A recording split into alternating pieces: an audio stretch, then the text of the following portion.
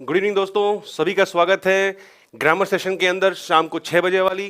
So before I start let me welcome everyone and all of you. कुछ एक students का जो मेरे को कल मैंने जिनके रिप्लाईज पढ़े थे क्लास के बाद में, तो देवर डिमांडिंग कि सर स्टेप बाय स्टेप चलो, मतलब वो देवर सेइंग कि रूल बाय रूल चलने की कोशिश करिए सर आप। लेकिन दोस्तों एक बात आप समझने की कोशिश करिए, 98 अगर मैं काउंट करूं आउट ऑफ 100 तो 99% जो है स्टूडेंट्स सबने बोला कि सर जो तरीका चल रहा है ये बेटर है समझने के अंदर। और एक दो ऐसे कमेंट्स मिले जिन्होंने डिमांड करी कि सर जो है वो रूल वाइज चलने की कोशिश करिए आप। सो माय डियर, जो 2% वाले जो एक दो कमेंट्स थे उनके लिए मेरी यही एडवाइस है कि जैसा आप चलने के लिए बोल रहे हो, लेकिन एक बार अंदाजा लगाइए कि क्या आपको उस तरीके से समझ में आया। जब तक आप आज तक पढ़ते आ रहे हो तब से नहीं आने वाला। यही मैंने बात जो है 2 दिन पहले भी कही थी कि ये चैप्टर को अगर आप जैसे बुक में दिया रहता है, एक प्रीपोजिशन उसके सारे यूजेस, सेकंड प्रीपोजिशन उसके सारे यूजेस, उससे दोस्तों आपको चैप्टर ये समझ में नहीं आने वाला। इसलिए चलिए दोस्तों, मेरी बात को समझने की कोशिश करिए। जिस तरह से मैं इस चैप्टर के अंदर आपको कमांड बनाने की कोशिश कर रहा हूं, इस चैप्टर को प्रिपेयर कैसे करना है एग्जाम के अंदर, उस एंगल से चलने की कोशिश करो, ज्यादा प्रॉपर रहेगा। इसलिए जो वो बुकिश तरीका है, किताबी तरीका है, उसमें काफी दिक्कतें आती हैं, मेरी बात मानिए। इसीलिए मैक्सिमम लोग स्टूडेंट जो हैं जो उस तरीके से पढ़ने की कोशिश करते हैं इस चैप्टर को, उनका ये चैप्टर कभी भी प्रॉपरली तैयार हो ही नहीं पाया एग्जाम के लिए। तो मेरी एडवाइस है आपके लिए, जो एक दो मुझे कमेंट्स देखने को मिले कि सर जो वो बुक वाला तरीका है उसको फॉलो करने की कोशिश करिए। एक बार मेरी एडवाइस है कि एक बार आप इस चैप्टर को, जो मैंने परसों क्लास ली थी, जो मैंने कल क्लास ली, उस एंगल से एक बार इस वीडियो को देखने की कोशिश करो, इन वीडियोस को, चैप्टर को समझने की कोशिश करो, बेटर होगा। इसलिए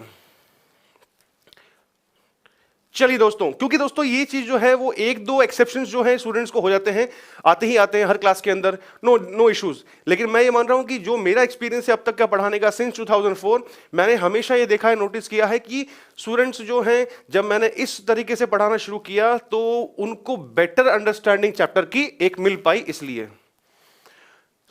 without wasting much of our time, हमारा समय बिना और ज्यादा खराब करते हुए हम चलते हैं दोस्तों आगे।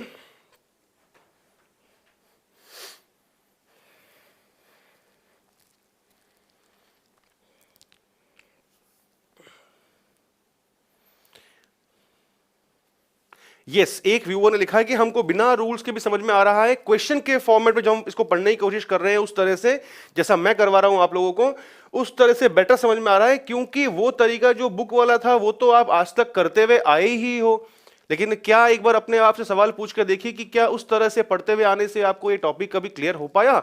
आई एम श्योर नहीं हो पाया। इसलिए चलिए, थैंक यू सो मच जो इस मेथड को अप्रिशिएट कर रहे हैं। दोस्तों शुरू करते हैं हम आज का अपना सेशन। कल का जोश आज भी बरकरार रहना चाहिए। तो अब मिलना मुलना बहुत हो गया, बातें बहुत हो चुकी हैं। गुड इवनिंग सबको मेरी तरफ से। Let's start. 19th क्वेश्चन, कल मैंने 18 तक करके उसको होल्ड पे रखा था। बिल्कुल ऑलराइट दोस्तों, the sentence is here on your screen. Over and across, exactly my dear, over and across का जो कंफ्यूजन था हमने वो क्लियर कर लिया था। और मेरे वीडियो के जो कल वाले वीडियो के लास्ट में मैंने जो बात कही थी आपसे, उसको जरूर ध्यान रखना। ओवर भी उस सेंटेंस के अंदर, रिवर वाले सेंस के अंदर राइट था, अक्रॉस भी राइट था, कहीं गलती नहीं थी। बस दोनों ही सेंटेंसेस के जो मीनिंग थे वो अलग अलग निकलते थे। ऑलराइट, 19th सबको क्वेश्चन मिल चुका है उनके मोबाइल स्क्रीन पर। चलते हैं क्वेश्चन को देखते हैं। ही जंप्ड डैश द रिवर। दोस्तों इस 19th वाले क्वेश्चन के अंदर वो क्या बात कर रहा है? क्या वो नदी को पार करने के बारे में बात कर रहा है? इस किनारे से उस किनारे जाने के बारे में बात कर रहा है? नो, वो बात कर रहा है नदी में कूदा। तो हमारा वही एक कंसेप्ट जो कप है, कप के अंदर हमने चाय भरी, ग्लास है, ग्लास के अंदर हमने चाय भरी, सेम वही, कप के अंदर का एरिया अलग, ग्लास के अंदर का एरिया अलग और ग्लास के बाहर का एरिया अलग। एक क्षेत्र से दूसरे क्षेत्र में प्रवेश किया तब हमेशा अपने को उसके लिए किसका यूज करना है? इनटू। मैं कमरे में गया तो I went into the room. Alright, मैं कमरे में आया तो सेंटेंस बनेगा I came into the room. Sentence ये बनेगा इसका। लेकिन इसके अंदर चलो हम उसी बात को कवर कर लेते हैं यहां से।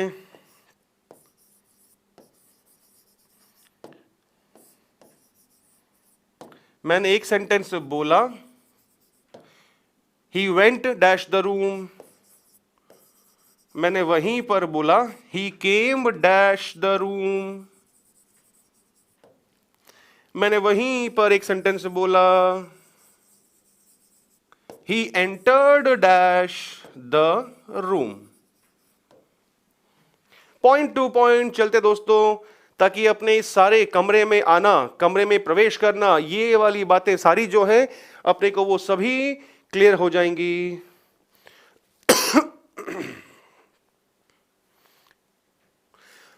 बिल्कुल दोस्तों,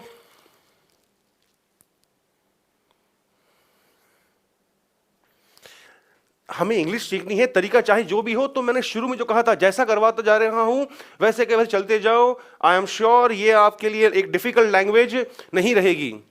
चलिए, सो दोस्तों अपने पास में एग्जांपल्स जो है वो 3 है अपने सामने। He went dash the room, he came dash the room, and third मैंने बोला ही एंटर्ड द रूम। चलिए, आंसर्स आना शुरू हो रहे हैं मेरे पास में कमेंट बॉक्स के अंदर कि भाई पहले वाले में तो सबने बोला है इन आएगा, इन नहीं होगा। अच्छा, एक सेंटेंस में यहां पर और लिखता हूं, he is dash the room. And दोस्तों एक और एडवाइस देना चाहूंगा आपको मैं, अगर आपको लिटरली अगर आपको अपना प्रेपोजिशन चैप्टर स्ट्रॉन्ग करना है ना, तो आप अपने इंग्लिश पेपर पढ़ना शुरू करिए। आजकल ई पेपर जल्दी कहीं पर भी मिल जाता है आराम से, तो आप अगर आपके पास में ई पेपर आपको कहीं से अवेलेबल हो जाता है आपके मोबाइल में, तो आप कोशिश करिए कि आप जो है फर्स्ट पेज को, एटलीस्ट फर्स्ट पेज को जरूर पढ़ने की कोशिश करिए। आपके वहां से काफी हद तक जो है प्रेपोजिशंस जो है उनके कंसेप्ट जो है वहीं पर आपके क्लियर भी हो जाएंगे। इसलिए चलिए दोस्तों, सो हम शुरू करते हैं। He is dash the room, room के अंदर है, तो अंदर होना जो हमने पहले पढ़ चुके थे परसों, इन होगा। रूम में गया, रूम में आया, motion from one area to another area, एक क्षेत्र से दूसरे क्षेत्र में गया, तो मोशन वाले सेंस में तो अपने पास में क्या कहानी, इनटू रहेगा। ऑलराइट, लेकिन यहां पर अगर हम बात करें चौथे वाले एग्जाम्पल की, फोर्थ वाले एग्जाम्पल की, तो यहां पर कहानी क्या होगी, यहां पर एक्चुअली प्रेपोजिशन की जरूरत होगी ही नहीं। क्यों नहीं होगी, अब उसको जानते हैं। क्योंकि जुड़ी हुई है कहानी, गया आया, तब तो अपने को हमने वहां पर इनटू का यूज कर लिया, कोई कंफ्यूजन नहीं होना चाहिए मेरे ख्याल से। लेकिन यहां पर बात जो है, जो मेरा यहां पर नो प्रेपोजिशन आ रहा है, क्यों आ रहा है हम उसको जानते हैं। क्योंकि कहानी जुड़ी हुई है इस वर्ड को लेकर के, एंटर। इस एंटर वर्ड को लेकर के अपने को दोस्तों दो बातें ध्यान रखनी है। दो बातें कौन कौन सी, दो बातें, काफी लोगों ने फोर्थ एग्जाम्पल का इनटू ही बोला है। जिन्होंने इनटू बोला है फोर्थ वाले एग्जाम्पल का, थोड़ी सी मेरी बात ध्यान से समझना, कमेंट करने में बिजी मत रह जाना। इसलिए चलते हैं। तो दोस्तों एक तो इस एंटर के साथ में कभी भी प्रेपोजिशन नहीं आता, और दूसरा केस एंटर के साथ में मैं इसको क्रॉस की जगह पर नो प्रेपोजिशन कर देता हूं ताकि आपको समझने में आसानी हो। So first case is enter के साथ में कभी प्रेपोजिशन नहीं आता, एंड सेकंड केस एंटर के साथ में इनटू का यूज होता है। तो जानते हैं कब कब होगा। पहली कहानी, एंटर के साथ में जब इसका मीनिंग होता है किस केस में, यहां वाला प्रवेश के अर्थ में जब बात करेगा, तब हमेशा अपने को क्या करना है, अपने को एंटर के साथ में प्रेपोजिशन का यूज नहीं करना है। सिंपल सी कहानी। सेकंड केस, एंटर के साथ में इनटू आएगा, लेकिन फिर वो सेंटेंस जो है वो अपना हमारे को क्या कॉन्सेप्ट शो करेगा, एंटर प्लस इनटू आएगा, करार या फिर अनुबंध के अर्थ में। ऑलराइट दोस्तों, ये एंटर वाली कहानी कितनों को समझ में आ चुकी है? पहले फटाफट से एक बार जरा थम्स अप का सिंबल बना के भेजिए, क्योंकि काम की चीज दोस्तों ये है वाली है, और इस पे, इस कंसेप्ट पे, एंटर वाले कंसेप्ट पे क्वेश्चन बहुत बार बने हैं। ये देखो एक बंदू फिर आए, फिर बोल रहे why don't you complete each preposition. अगर वैसे कराऊंगा माय डियर, प्रीपोजिशन चैप्टर जो है आपका, जो आज तक का कंफ्यूजन का इशू बनते रहा है, वो वैसा ही बना रह जाएगा। I have discuss this thing on the first day itself. मैंने फर्स्ट डे ही इसके बारे में चर्चा कर ली थी कि कभी क्लियर नहीं होने वाला। By the time you finish up with your theory, you won't be able to solve your questions. मेरी बात को समझने की कोशिश करिएगा। और दोस्तों, सबके थम्स अप आना शुरू हो चुके हैं, यानी कि यहां पर जो मेरा एंटर वाली कहानी है वो सबको समझ में आ चुका है। Once again I am just saying it again. चलिए, एंटर के साथ में सेंटेंस में अपने को नो प्रीपोजिशन, यानी कि कोई प्रीपोजिशन नहीं लगाना है। जब सेंटेंस के अंदर कमरे में गया, रूम में गया, बिल्डिंग में गया, वो वाला सेंस दे रहा हो सेंटेंस, तब अपने को वहां पर प्रीपोजिशन का यूज नहीं करना। सेकंड, एंटर के साथ में अपने को इनटू कब लगाना है? जब सेंटेंस के अंदर दो कंपनीज, दो ऑर्गेनाइजेशन, करार, अग्रीमेंट, कॉन्ट्रैक्ट, जब वो वाली बात जो है उसके बारे में बात कर रही हो। अनुबंध का मतलब होता है कॉन्ट्रैक्ट, करार। इसलिए दोस्तों, चलता हूं मैं आगे। अब मेरी जो पुरानी जो मेरी एक कहानी बाकी थी यहां पर, कि चौथे वाले सेंटेंस का एग्जाम्पल लिखवाना बाकी है, जो शायद मेरे पास यहां पर स्पेस थोड़ा कम है, तो मैं शायद से अब एक यहां से एक एक्स्ट्रा पेज चाहूंगा। फोर्थ वाले एग्जाम्पल पे, सॉरी सेकंड वाले कॉन्सेप्ट पे मुझे एग्जाम्पल लिखवाना बाकी है, इसलिए बिल्कुल दोस्तों मैं सेकंड वाले एग्जाम्पल पे ही आ रहा हूं। मैंने सिंपल सा बनाने की कोशिश करी। द टू कंपनीज, नहीं आ पाएगा आई थिंक, कोई बात नहीं, एक एक्स्ट्रा पेज हम और ले लेते हैं। यहां से मैं आगे बढ़ता हूं, पहले फिलहाल तो एक बार एक्स्ट्रा पेज लेता हूं। द टू कंपनीज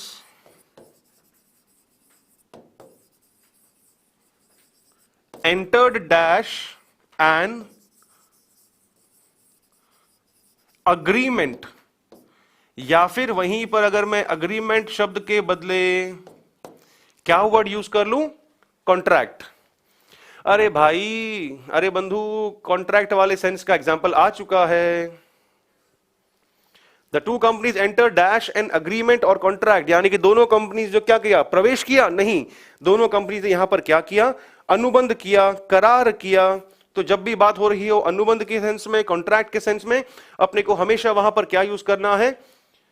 फिर उस केस में ये आपको हमेशा हिंट मिलेगा, और जैसे ही आपको हिंट मिलता है, वर्ड मिल रहा है एंटर, तो उस केस में अपने को इनटू का यूज करना है। गो वेंट वाला केस बोले और कमरा बोले तब तो इनटू सही है अपना। एंटर बोल दे, रूम बोले आगे, बिल्डिंग बोले आगे, तो उस केस के अंदर कभी भी अपने को प्रेपोजिशन का यूज नहीं करना है। एम आई क्लियर दोस्तों? एंटर को लेकर के मेरे ख्याल से अब कोई कंफ्यूजन नहीं होना चाहिए।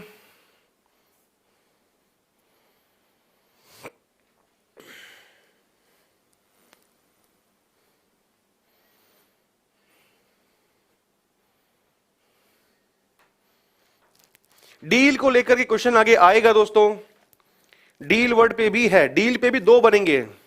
जैसे आपको मैंने अभी एंटर के साथ में दो एरोज बनवाए, सेम केस डील में भी होंगे। डील के अंदर भी दो प्रेपोजिशंस बनते हैं और उन दोनों का ही अलग सेंस निकलेगा। इसलिए थम्स अप आना शुरू हो चुके हैं। चलते हैं दोस्तों आगे। ऑल राइट, क्लियर है सर, चलते हैं, वेरी नाइस। नेक्स्ट नंबर आपके सामने है दोस्तों, और question, he is swimming dash the river. इससे पहले वाला जो एग्जाम्पल था वो क्या था? ही जम्प्ड डैश द रिवर, नदी में कूदा, नदी में छलांग लगाई। और सेकंड वाला बोल रहा है ही स्विमिंग डैश द रिवर, मतलब नदी में तैर रहा है।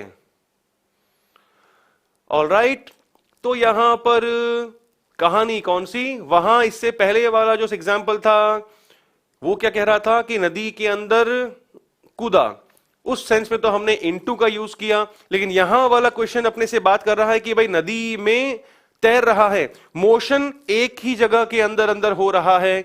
ऑलराइट, जैसे मैंने कल आपसे बताया था कि मैं रूम के अंदर हूं और रूम के अंदर ही यहां से वहां, वहां से यहां वॉक कर रहा हूं, उस केस के अंदर अपने को सेम जगह पर ही मोशन हो रहा है। इस केस में क्या करना होगा, अपने को इन का यूज करना होगा।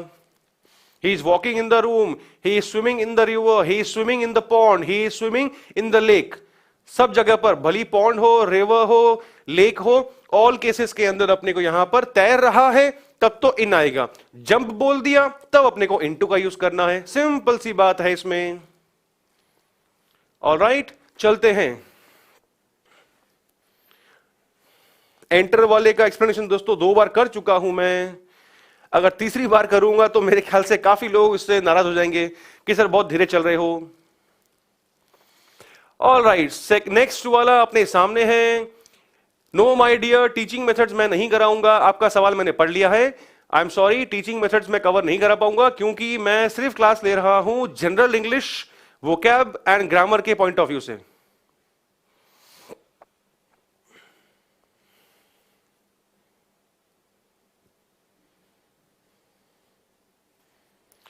ऑलराइट, 21 आपके सामने है। ही hide dash the tree.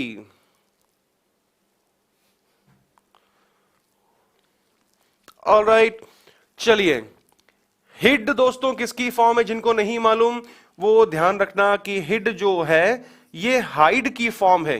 First form hide, second form hid and third form hidden. Alright, sentence जो मेरे को दिया हुआ है वह है एक्चुअली में सिंपल पास्ट टेंस में। ओके, एंड यहां पर अब मेरे को 2 सिंपल सी बातें ध्यान रखनी है। पहली बात तो कौन सी? पीछे, एंड सेकंड कहानी कौन सी? पीछे पीछे। ये वाला कौन सा होगा? मोशनलेस को शो करेगा, गतिहीन को दर्शाएगा। पीछे पीछे वाला जो है ये वाला सेंस शो करेगा, गतिशील को दर्शाएगा, यानी इन मोशन को शो करेगा। तो जब भी सेंटेंस के अंदर मेरे को सिर्फ पीछे वाला कंसेप्ट मिल जाए तब उस सेंस में तो क्या होगा? उस सेंस में तो अपने को प्रेपोजिशन यूज करना है किसका? बिहाइंड। एंड सेकंड वाला जब वो बात कर रहा है पीछे पीछे, है ना, पुलिस जो है वो चोर के पीछे पीछे भागी, मोशन को दर्शाएगा, तब उस सेंस में अपने को किसका यूज करना है? आफ्टर का यूज करना है। जैसे जैसे मैंने बोला सॉरी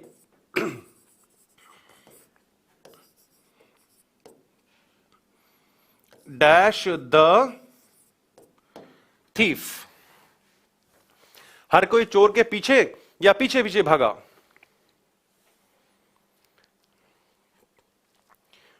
फर्स्ट वाला तो जो अपने को एग्जाम्पल लिखा हुआ है ये तो बात कर रहा है किसका? छुपने के बारे में। छुपने के बारे में बात कर रहा है, मतलब किसके बारे में बात कर रहा है? मोशनलेस के बारे में बात कर रहा है। उस केस में तो मुझे फिर यहां पर किसका यूज करना पड़ा? बिहाइंड का यूज करना पड़ा। एंड जो मेरा यहां पर हैंड रिटन एग्जाम्पल है वो वाला कौन सा है? ये शो कर रहा है दौड़ने के बारे में, लेकिन पीछे पीछे दौड़ने के बारे में। हर कोई जो है वो चोर के पीछे पीछे भागा, उस केस में वो मोशन को शो कर रहा है। अब यहां पर मेरे को किसका यूज करना पड़ेगा? आफ्टर का यूज करना पड़ेगा।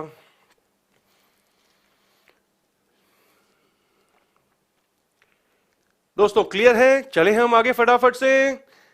मेरे ख्याल से 21 के अंदर जो दोनों कॉन्सेप्ट लागू होने थे वो हमने जान लिए हैं यहां पर।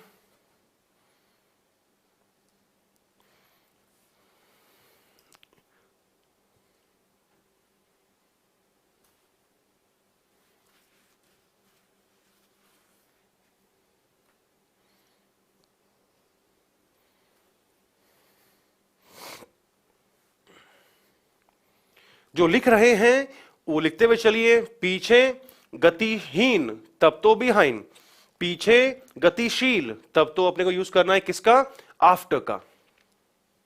Everyone ran after the thief, the police ran after the thief, a dog ran after me। Thumbs up आना शुरू हो चुके हैं, चलते हैं आगे। जो मेरे से बार बार कमेंट में पूछ रहे हैं दोस्तों कि टीचिंग मेथड्स मैं नहीं कराऊंगा टीचिंग लेवल की टीचिंग वैकेंसीज के लिए, I am sorry my dear. Next question आपके सामने है, he quarrelled dash his wife. बिल्कुल, एक व्यूअर ने बोला है शेयर इट गाइस, बिल्कुल शेयर करते हुए चलिए, लाइक करते हुए चलिए। एंड दोस्तों सवाल आपके स्क्रीन पे आ चुका है 22, he quarrel dash his wife. Sentence का पूरे का हिंदी मीनिंग दोस्तों क्या निकला? हिंदी मीनिंग निकलता है उसने अपनी वाइफ से झगड़ा किया। ऑल राइट,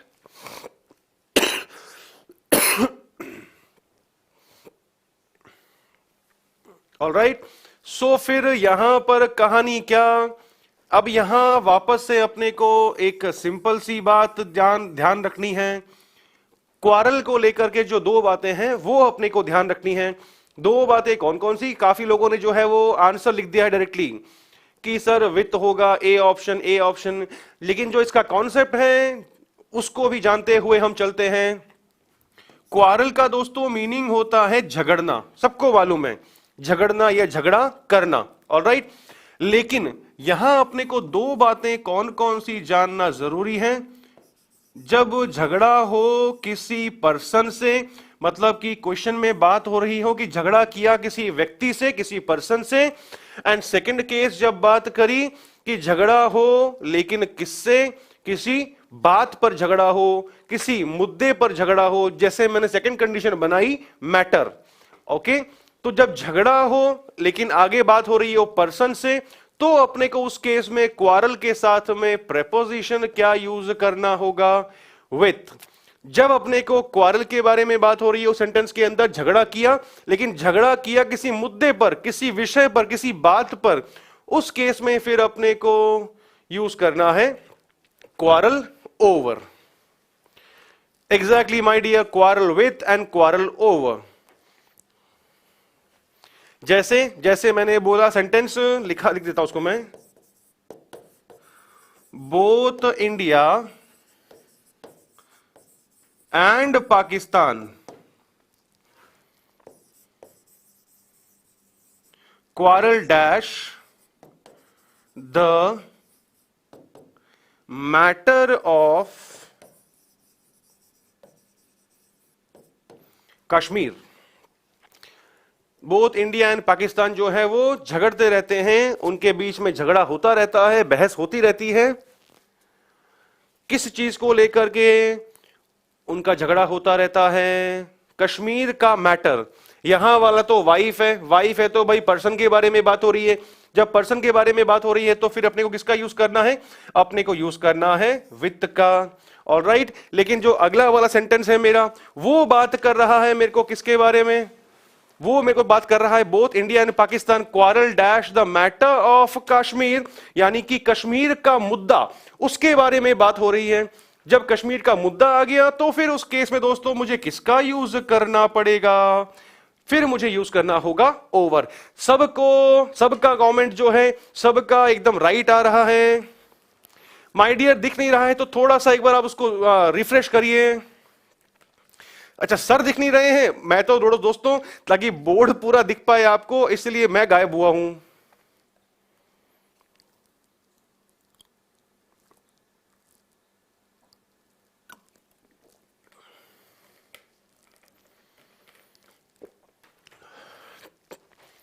ऑलराइट दोस्तों, I hope the things are clear to everyone.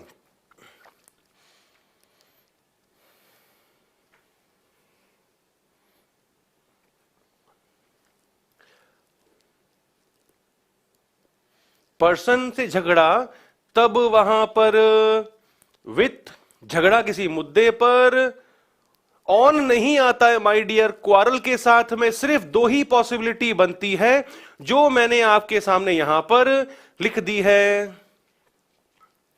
किसी तीसरे क्वारल के साथ में किसी थर्ड प्रेपोजिशन को लेकर के मन में कंफ्यूजन मत रखिएगा। जिनको भी कंफ्यूजन है कि सर क्वारल के साथ में ऑन क्यों नहीं आ सकता, मेरे दोस्तों ध्यान रखना, क्वारल के साथ में सिर्फ दो ही पॉसिबिलिटीज बनती है, दोनों मैंने आपके सामने मेंशन कर दी है।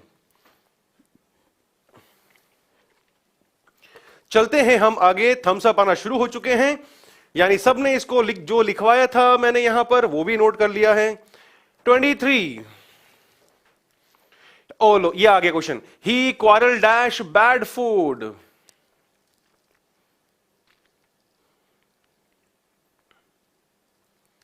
नेक्स्ट आपके सामने आ चुका है,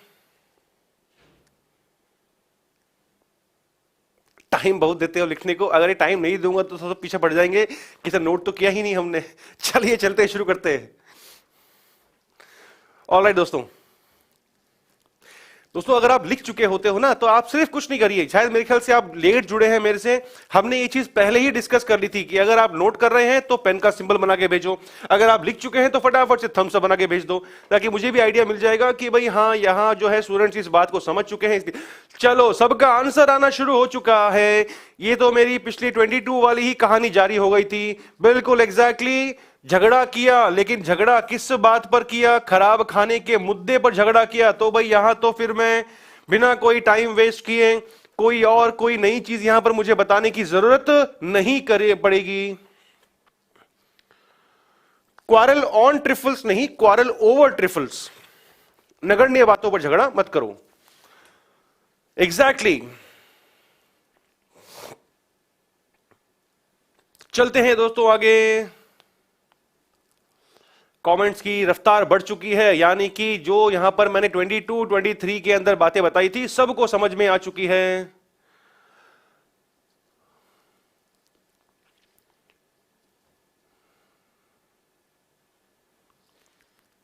खराब खाने के मुद्दे पर झगड़ा किया इसलिए ओवर का यूज किया मैंने दोस्तों। 24 आपके सामने है दोस्तों, सेंटेंस आपके सामने आ चुका है, आई विश टू रिमाइंड, मैं आपको या मैं तुम्हें रिमाइंड कराना चाहता हूं, डैश द प्रॉमिस, मैं तुम्हें याद दिलाना चाहता हूं। रिमाइंड का मीनिंग होता है याद दिलाना, एंड क्वेश्चन पूरा जो मुझे बात क्या कह रहा है, क्वेश्चन कह रहा है अपने को कि भाई मैं तुम्हें तुम्हारा प्रॉमिस, मैं तुम्हें तुम्हारा वादा याद दिलाना चाहता हूं। अब काफी लोग जो है यहां पर बात बोल रहे हैं कि भाई सर यहां 24 के अंदर ऑन आएगा, जो ये गलत आंसर देते हैं या फिर जो आंसर ट्राई करते हैं क्वेश्चन देख करके, दोस्तों साथ में पेपर पेन भी रेडी रखो अपना, क्योंकि बातें वहीं से जो है वो नई नई अपने को मालूम चलती है, पेपर पेन हाथ में रहता नहीं है, हम फिर बाद में भूल जाते हैं। इसलिए कल ही मैंने बात छेड़ी थी एफपी की, यानी कि फिक्स प्रेपोजिशन की।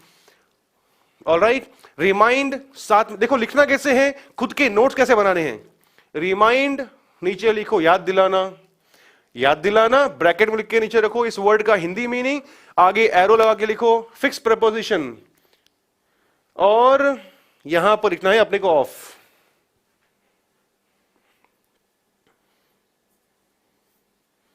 ऑलराइट,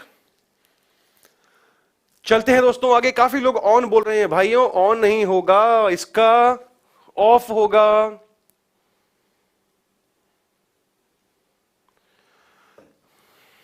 चलते हैं, जैसे मैंने यहां पर बोला कि भाई मैं तुम्हें तुम्हारा वादा याद दिलाना चाहता हूं, जो भी बात याद दिलाने के बारे में बात हो रही हो, ये वर्ड आ गया और वो आगे कोई भी चीज मिल गई तो उसके साथ अपने को हमेशा ऑफ का ही यूज करना है।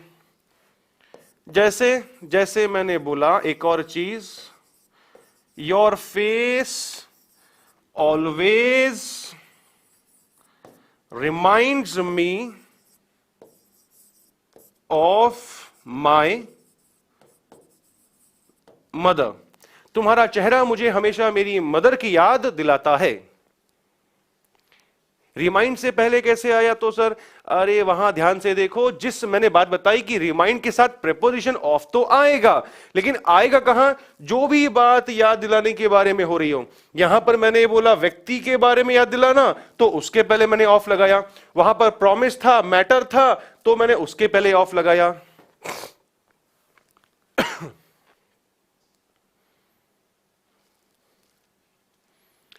ऑलराइट, चलते हैं दोस्तों आगे, सबका थम्स अप बना हुआ आ चुका है।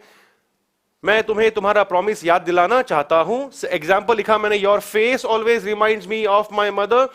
तुम्हारा चेहरा मुझे हमेशा, रिमाइंड मैंने वर्ड तो यहां पर यूज किया, लेकिन प्रेपोजिशन लगाया कहां पर? प्रेपोजिशन लगाया मदर के पहले। मैंने बोला एक और सेंटेंस, ही ऑलवेज रिमाइंड्स मी, प्रेपोजिशन नहीं आएगा, वह मुझे हमेशा याद दिलाता है। लेकिन क्या याद दिलाता है? अब मेरे को जरूरत पड़ेगी, डैश माय मिस्टेक्स, वह मुझे हमेशा मेरी गलतियां याद दिलाता है। ऑलराइट, बिल्कुल सबके कमेंट्स आना शुरू हो चुके हैं कि सर आगे चलते हैं, समझ में आ चुका है हमको अच्छे से। कंफ्यूजन ये मत रखना दिमाग के अंदर कि रिमाइंड वर्ड के तुरंत बाद में ही आएगा, जरूरी नहीं है। इसको जोड़ो, जो चीज याद दिलाने के बारे में बात हो रही हो, जो व्यक्ति याद आता है, उसके पहले अपने को ऑफ यूज करना है।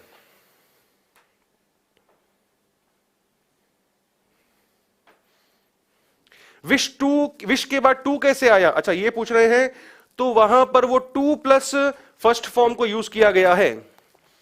आई विश, मैं चाहता हूं। अब क्या करना चाहता हूं? To plus first form, to remind, याद दिलाना चाहता हूं।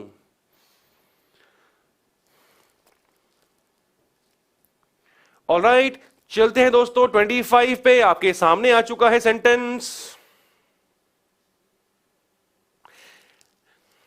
अभी जो खिला रहा हूं उसको दोस्तों उस पर ध्यान दो। क्यों टेंस की चिंता कर रहे हो? नहीं तो मालूम चला ना आगे के रहे, ना जो अभी पढ़ाया वो समझ में आया। 25, please I invite you to come dash tea tomorrow. दोस्तों देखो ब्लैंक कहां पर दिया? ब्लैंक दिया कम के बाद में, लेकिन क्वेश्चन में कंसेप्ट कौन सा काम में आएगा? क्वेश्चन में कंसेप्ट काम में आएगा किस चीज को लेकर के? इनवाइट को लेकर के। इनवाइट करना, और जहां भी इनवाइट करने के बारे में बात हो रही हो उसको मैंने क्या मान लिया? ओकेजन। कैसे इनवाइट करना? चाय पे बुला रहा है, लंच पे बुला रहा है, डिनर पे बुला रहा है, शादी में बुला रहा है, बर्थडे पार्टी में बुला रहा है। तो ये लंच, डिनर, चाय, बर्थडे पार्टी, शादी, वेडिंग, सब ये सब मैंने इनको क्या मान लिया? इनको मैंने मान लिया अवसर।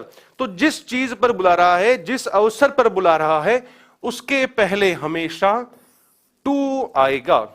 मैंने ये नहीं बोला कि इनवाइट के तुरंत बाद टू आएगा, उस ओकेजन से पहले हमेशा टू आएगा। इस सेम सेंटेंस के अंदर अगर मैं टी को हटा करके लंच लिख दूं, डिनर लिख दूं, बर्थडे पार्टी कर दूं, या फिर वेडिंग कर दूं, ऑल केसेस के अंदर हमेशा अपने को ध्यान रखना है कि क्या रहेगा? टू। ऑलराइट, जैसे मैंने बोला ही डिड नॉट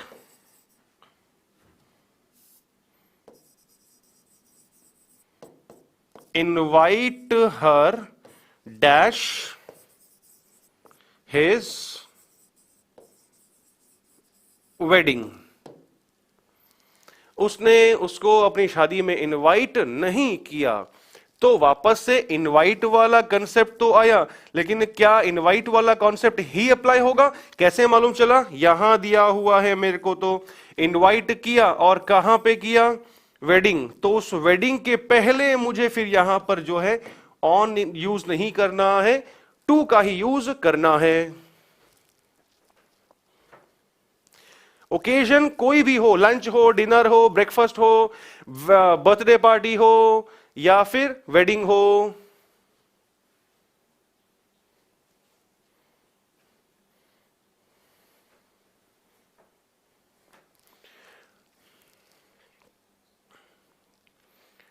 चलिए, थम्स अप आना शुरू हो चुके हैं। यहां टू ही आएगा दोस्तों, बिल्कुल। अब एक भाई ने बोला है कि sir I prefer tea to coffee, वहां पर आपने प्रेफर को बीच में लेके आ गए, जबकि उस क्वेश्चन के अंदर क्या नाम है, वो तो होगा ही नहीं जो पढ़ रहे हैं हम। दोस्तों there is no issue regarding the volume, एकदम करेक्ट है, कहीं पर भी कोई कंफ्यूजन नहीं होना चाहिए वॉल्यूम को लेकर के। आप पेज को रिफ्रेश करिए आराम से। Prefer, inferior, junior, junior, superior सब खिलाऊंगा, डोंट वरी। चलिए next one, he is looking dash A job. Look का तो मीनिंग होता है देखना, काफी क्योंकि कॉमन सा क्वेश्चन है ये, इस कंसेप्ट पे क्वेश्चन काफी बार बन चुके हैं इसलिए। चलिए, he is looking dash A job, look का मतलब होता है देखना। तो क्या अगर मैंने इस सेंटेंस के अंदर लुक का जो एक्चुअल मीनिंग है, लिटरल मीनिंग है, लुक का मीनिंग होता है देखना, तो जब मैंने इस क्वेश्चन के अंदर वो देखने वाला मीनिंग अप्लाई किया तो क्या सेंटेंस का मीनिंग लॉजिकल निकलेगा कि वह नौकरी को क्या कर रहा है, देख रहा है? नहीं निकलने वाला मीनिंग। चलिए दोस्तों आगे। अब यहां पर कहानी किस चीज की, एक सिंपल सा आपको तरीका बताऊंगा, इस तरीके को कहीं पर भी अप्लाई कर लेना, मेरी बोली हुई बात सच निकलेगी। एक सेकेंड रुको, जो आंसर दे रहे हैं बाद में जो काम की बात है उससे चूक जाओगे, फिर बोलोगे सर दोबारा बताना प्लीज। वेलकम, कुछ मेरे से जुड़े हैं नेपाल से भी। चलिए, लुक का मीनिंग देखना, लेकिन जब मैंने वो देखने वाला सेंस जो है वो यहां पर अप्लाई किया तो मुझे सेंटेंस के अंदर जो है वो थोड़ी गड़बड़ी नजर आई। ऑलराइट, अब यहां पर क्या करना है, अपने को एक बात ध्यान रखनी है, जब भी सेंटेंस में कोई वर्ड, शब्द, और जनरली वो अपने को क्रिया ही मिलेगी, वो वर्ड हमेशा कौन सा होगा, एक वर्ब होगा, क्रिया होगा, जो उस वर्ब का एक्चुअल मीनिंग होता है वो सेंटेंस के सेंस के अकॉर्डिंग, सेंटेंस के सेंस के अकॉर्डिंग, वाक्य के भाव अनुसार उस वर्ब का जो सेंस मीनिंग है वो सूट नहीं करे, समझ जाना वो कौन होगा, वो एक फ्रेजल वर्ब होगा। चलिए, मेरे ख्याल से यहां जो मैंने बात बोली आपको वो समझ में आ चुकी होगी। जब भी कोई शब्द, जब भी कोई वर्ड, और जनरली वो वर्ड आपको वर्ब मिलेगा, जब उस वर्ब का, उस क्रिया का जो एक्चुअल मीनिंग होता है वो सेंटेंस के अकॉर्डिंग, पूरे क्वेश्चन के अकॉर्डिंग, वाक्य के दृष्टिकोण से अगर वो मीनिंग अपने को उसका सूट ना करे, समझ जाना वो क्या होगा, वो एक फ्रेजल वर्ब होगा। आई होप जो मैंने अभी आपको बताया वो सबको पकड़ में आ चुका होगा।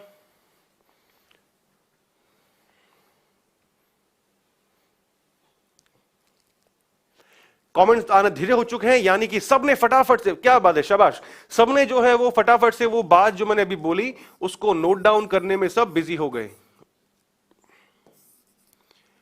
अब कहानी क्या कि यहां पर लुक का मीनिंग होता है देखना, लेकिन देखना वाला जब मैंने इस सेंटेंस के अंदर मीनिंग अप्लाई किया तो मुझे गड़बड़ लगा। वहीं से मुझे आइडिया मिला कि भाई ये तो मामला क्या है, PHV, मतलब शॉर्ट में इसका मीनिंग क्या समझना है अपने को। ये देखो बोला भाई एक, सर रिपीट अगेन, देखो लुक नीचे लिखा है PV मतलब फ्रेजल वर्ब। आप सब पीछे पढ़ेंगे, सर पीछे वापस बताइए, वापस बताइए। जब उस टाइम बता रहा था उस टाइम आपका ध्यान कहां था, आपका ध्यान था राइट ऑप्शन टिक करने के अंदर। मैंने 2 बार मेरी बात को दोहराया भी, रिपीट भी किया। लुक वर्ब, वर्ब का एक्चुअल मीनिंग इसका लुक का देखना, लेकिन जब मैंने उस वर्ड को सेंटेंस के अंदर अप्लाई किया तब मुझे मालूम चला कि यहां पर जो देखने वाला सेंस नहीं आ रहा है। वहीं से मुझे हिंट मिल गया, क्या चीज, कि यहां पर जो है वो एक फ्रेजल वर्ब के रूप में काम में लिया गया है।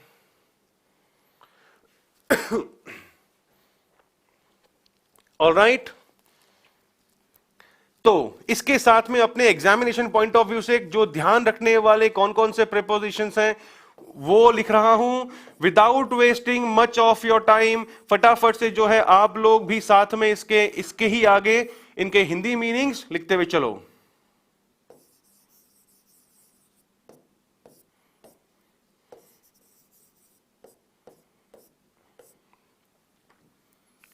चलिए, मैं अगर लिखूंगा थोड़ी बहुत मेरे से हिंदी की स्पेलिंग मिस्टेक्स हो जाएंगी।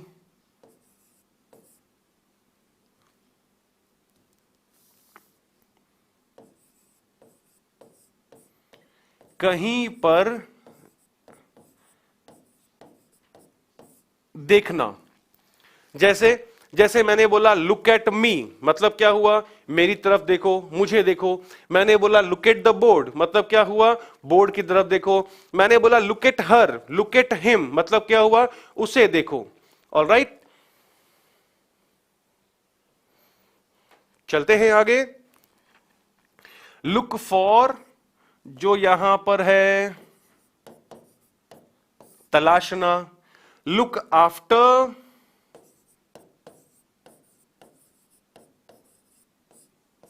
देखभाल करना, और फोर्थ वाला लुक इनटू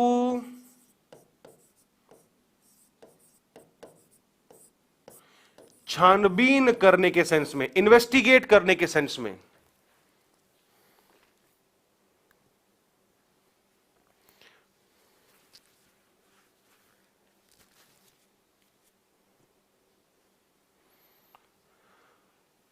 सबके एग्जाम्पल्स लाइन से आ रहे हैं। पहला तो लिखवा दिया यहां पर मैंने, नौकरी को देख नहीं रहा, नौकरी को क्या कर रहा है, तलाश रहा है, ढूंढ रहा है, तो इस वाले का तो आंसर क्या हो गया, फॉर। ऑलराइट, सेकंड वाली कहानी पे आता हूं।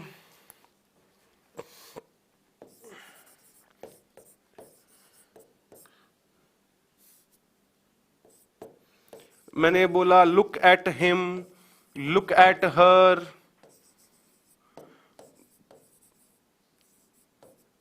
look at the board. All right, for वाला एग्जाम्पल आ चुका है वहां पर। सेंटेंस मैंने एक और बनाया,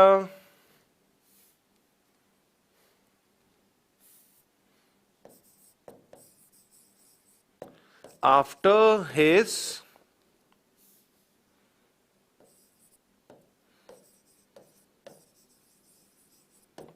mother's death, comma, he was looked dash by his aunt. उसकी मदर की डेथ के बाद में, yes, look at my comment, बिल्कुल, मदर की डेथ के बाद में he was looked after by his aunt, उसकी देखभाल उसकी आंट के द्वारा करी गई।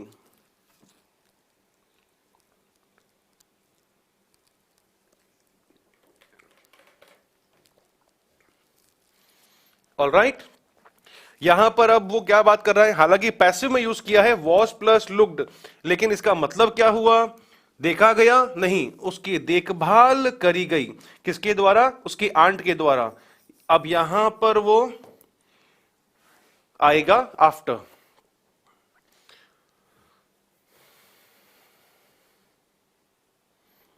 After the death of his wife he is looked after, is के साथ में लुक्ड होगा आफ्टर बाय हिज चिल्ड्रन, तो भी सही है।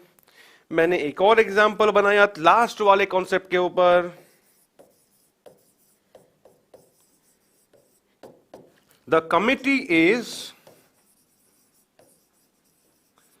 looking dash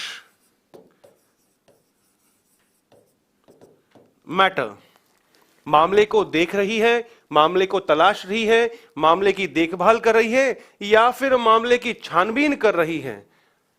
यस,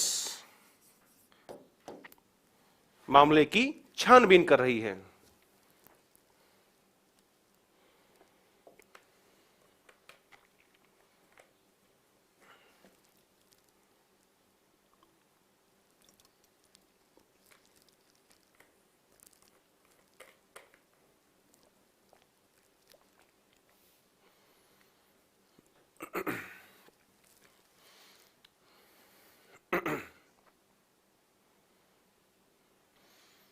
चलिए दोस्तों, थम्स अप आना शुरू हो चुके हैं, सबने नोट कर लिया होगा मेरे ख्याल से। मैं मूव करता हूं अब अगले वाले क्वेश्चन की ओर। ये भी उसी वाली कहानी का ही एक हिस्सा है। My uncle looks dash my property, the CBI is looking into the Unnao matter, Unnao case, बिल्कुल राइट सेंटेंस है। चलिए दोस्तों, 27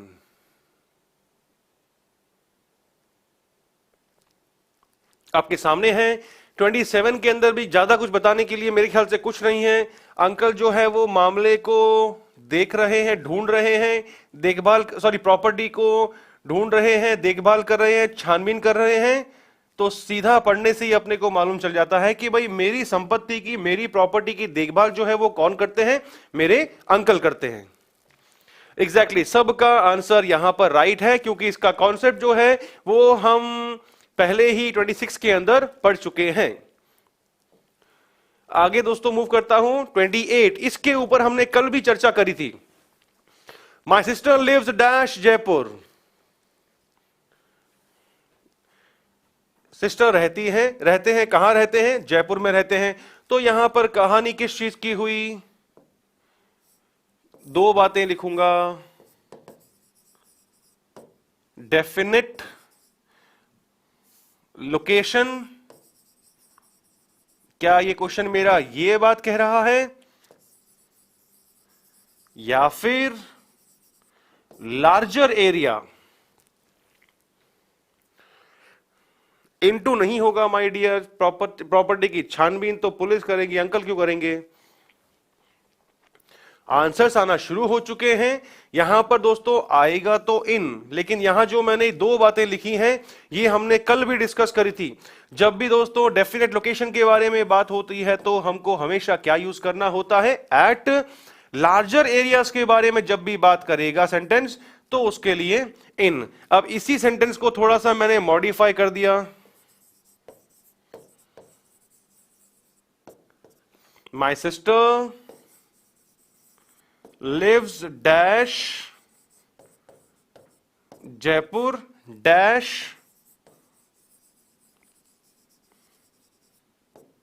राजस्थान।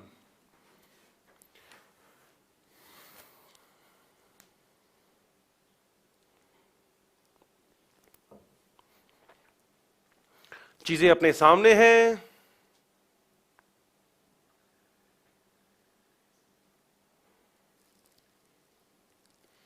बिल्कुल, यानी कि मेरी बोली हुई बात सबको याद है। तो दोस्तों ऐसा ही कुछ एग्जाम्पल हमने शायद कल भी किया था, दिल्ली वाला, कनॉट प्लेस वाला। तो राजस्थान के अंदर तो लार्जर एरिया, इसीलिए यहां पर इन, और उसके अंदर का एक डेफिनेट लोकेशन।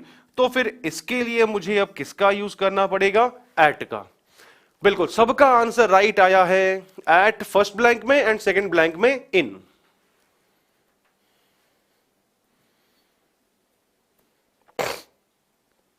चलते हैं आगे, बहुत बढ़िया। ही इज नॉट, अगला क्वेश्चन दोस्तों आपके सामने है। He is not afraid dash dogs. Sentence हमारे सामने है। कंसेप्ट जो है मैं उस पे आता हूं। अब सेंटेंस का हिंदी मीनिंग क्या निकलता है, पहले मैं उसके आ रहा हूं, उस पर आ रहा हूं। क्वेश्चन का हिंदी मीनिंग,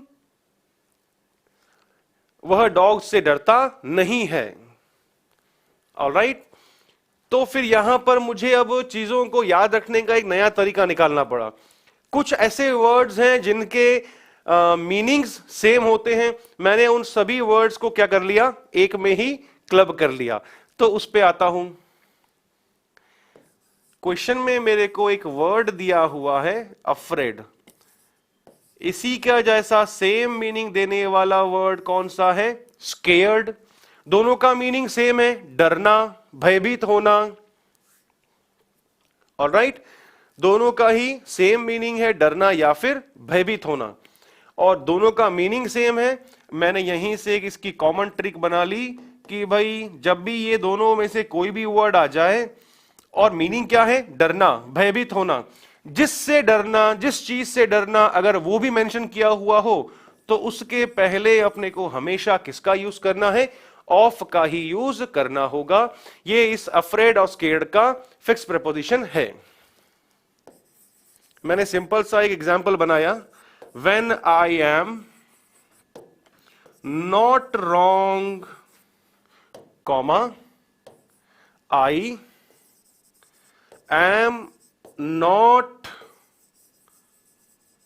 अफ्रेड लिखो यहां पर, या फिर भले ही यहां पर स्केर्ड लिखो, दोनों का मीनिंग सेम है, इसलिए डैश एनीवन। सेंटेंस का हिंदी मीनिंग दोस्तों क्या निकला कि when I am not wrong, जब मैं गलत नहीं होता हूं, आई एम नॉट अफ्रेड या स्केयर्ड, मैं डरता नहीं हूं, भयभीत नहीं होता हूं।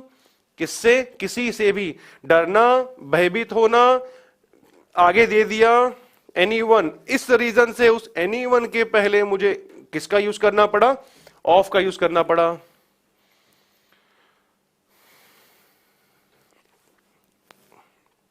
ऑलराइट, तो फिर जैसे मैंने एक सेंटेंस और बनाया,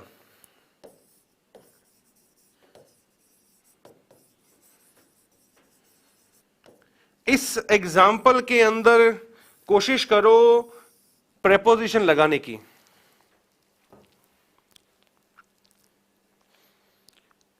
I am not afraid, full stop.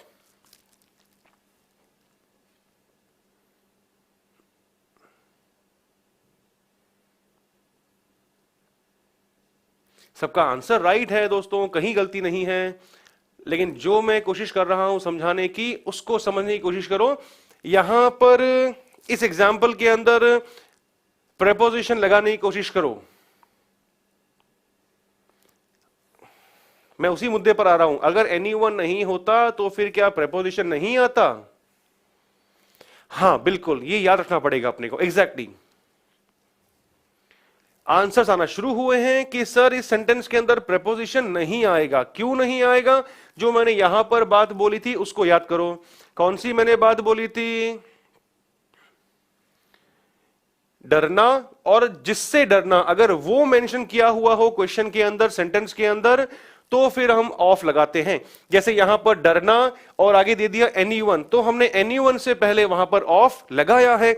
इस क्वेश्चन के अंदर मैं डरता नहीं हूं, लेकिन किससे डरता नहीं हूं मुझे तो वो मेंशन ही नहीं किया हुआ। जब मेरे को अफ्रेड के आगे कि जिससे डरता हूं वो मेंशन नहीं किया हुआ है, तो फिर मैं यहां पर प्रेपोजिशन का यूज भी नहीं करूंगा। एग्जैक्टली यहां इस सेंटेंस के अंदर कहीं पर भी गलती नहीं है, किसी भी प्रेपोजिशन की हमें नीड यहां पर रिक्वायरमेंट नहीं है। Alright, afraid of dogs. चलते हैं आगे। अरे भाई यहां नो आर्टिकल कैसे हो गया? नो प्रेपोजिशन होगा। चलते हैं नंबर 30 की ओर। There is a complaint dash you.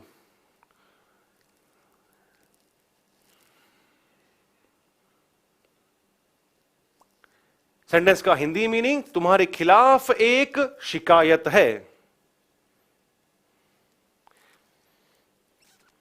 चलते हैं यहां पर एक सिंपल सी बात जो एकदम कच्चे खिलाड़ी हैं उनके लिए। ए लगाया है तो नेचुरल सी बात है, ये नाउन है। इसी का वर्ब फॉर्म जिनको नहीं मालूम है उनको बता देता हूं। नाउन की फॉर्म में शिकायत, जिसको हम कहते हैं इंग्लिश में कंप्लेन, लास्ट में टी आएगा। वर्ब की फॉर्म में शिकायत करना, तो फिर वो लास्ट में टी नहीं आएगा। सेकंड एंड थर्ड फॉर्म के अंदर जो है लास्ट में ईडी ईडी आ जाएगा।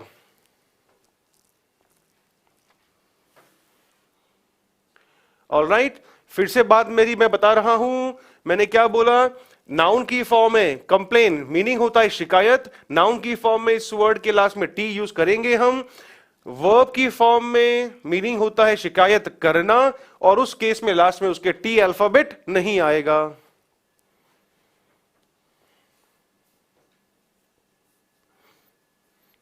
चलते हैं आगे। सेंटेंस का हिंदी मीनिंग दोस्तों क्या निकला? कि तुम्हारे खिलाफ एक शिकायत है। अब जो मेरे कंसेप्ट वाली बात है मैं उस पे आता हूं। मैंने इस वर्ड को पकड़ा वर्ब की फॉर्म में,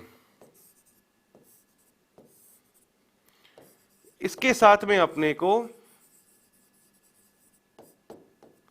3 प्रपोजिशन ध्यान रखने हैं।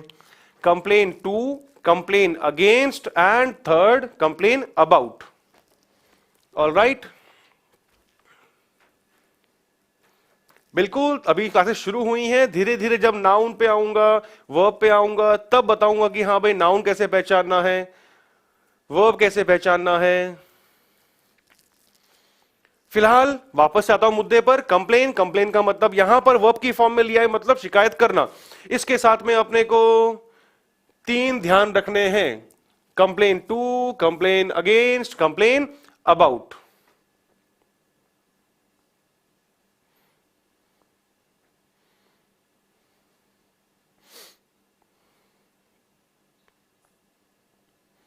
ऑलराइट, सो अब इसको यूज कब करना है? कंप्लेन का तो मतलब क्या था दोस्तों? शिकायत करना, सही है, यहां लिख के रखिएगा आराम से,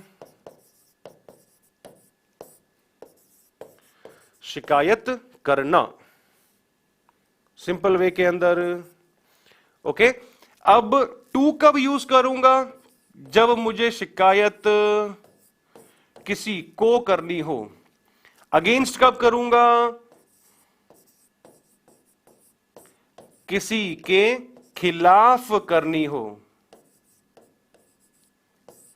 ऑलराइट, और अबाउट कब करूंगा? किसी विषय में शिकायत करनी हो, तब आएगा कंप्लेन अबाउट। कंप्लेन का मतलब शिकायत करना। इसके साथ में अपने को 3 प्रीपोजिशंस ध्यान रखने हैं। कंप्लेन टू कब करेंगे? जब हम यूज करेंगे किसी को शिकायत करने के सेंस में। कंप्लेन अगेंस्ट कब करेंगे? किसी के खिलाफ शिकायत करनी हो तब। एंड कंप्लेन अबाउट कब करेंगे? जब किसी बात की शिकायत करनी हो तब। इसका एग्जाम्पल मैं आपको लिखवाऊंगा, डोंट वरी अबाउट इट। किसी के खिलाफ, किसी के अविरुद्ध शिकायत करनी हो, जैसे मैंने एग्जाम्पल लिया एक, the students complained dash the principal dash the teacher dash his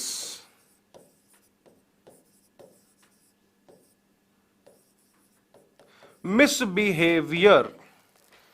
पूरे को पूरे तीनों कॉन्सेप्ट्स को मैंने जो है वो एक में ही सेंटेंस में लिया है।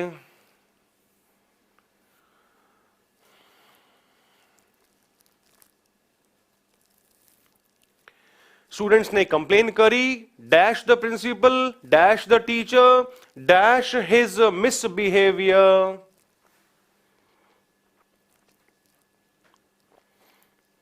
अबाउट किसी मुद्दे की शिकायत, किसी बात की शिकायत।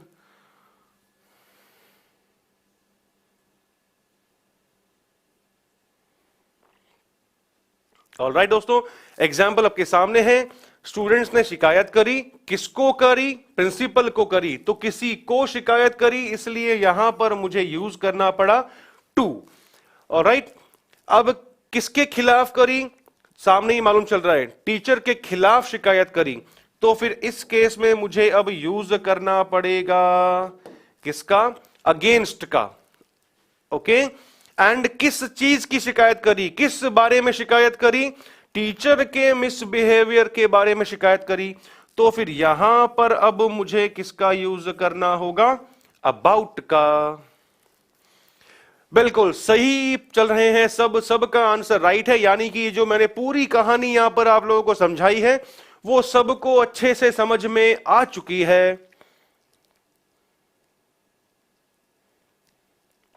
वेरी नाइस, सबका आंसर राइट है, टू अगेंस्ट अबाउट। ऑलराइट दोस्तों, यहां क्वेश्चन नंबर 30 पर ही मैं अपनी क्लास को विराम दूंगा। कल फिर मिलते हैं। वीडियो अच्छा लगा हो, क्लास अच्छी लगी हो, पसंद आ रही हो तो फटाफट से लाइक का बटन दबाइए, प्रेस करिए। एंड जो भी नीडी है इस टॉपिक को लेकर के, जरूरतमंद है जिसका टॉपिक ये बहुत वीक हो, उनसे शेयर करना मत भूलिएगा आप। आज के लिए इतना ही, कल फिर मिलते हैं morning 8 o'clock daily vocab dose के अंदर। तब तक के लिए thank you so much, take care. Click on the subscribe button to subscribe to our channel. Press the bell icon on the YouTube app and never miss another update. Download eUtkarsh app from Google Play Store. eUtkarsh app is one-stop solution for your competitive exam preparation. With lots of unique and amazing features like create your own custom test, add YouTube videos in app library, add web reference link. For quick revision, make your own custom flashcards. For each chapter, you can give online test and analyze your performance. So download eUtkarsh app now.